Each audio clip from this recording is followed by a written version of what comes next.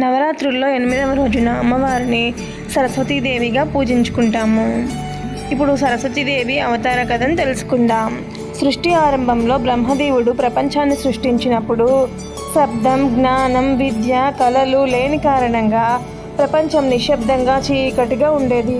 అప్పుడు ఆయన తపస్సు చేయగా ఆయన నోటి నుండి వెలుగులా ఒక శక్తి ఉద్భవించింది.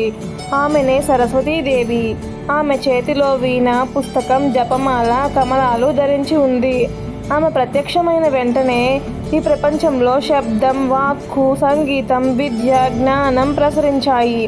అందుకే ఆమెని వాగ్దేవి, విద్యాదేవి, జ్ఞానదాత అని పిలుస్తారు.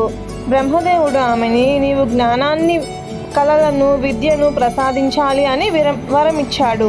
ఆ రోజు నుండి సరస్వతీదేవిని విద్య, జ్ఞానం, సంగీతం కోసం ఆరాధించడం ప్రారంభమైంది. మాఘమాస శుక్ల పంచమి రోజున సరస్వతీదేవి అవతరించిందని చెప్తారు. ఆ రోజున వసంత పంచమి లేదా సరస్వతీ పూజగా జరుపుకుంటారు.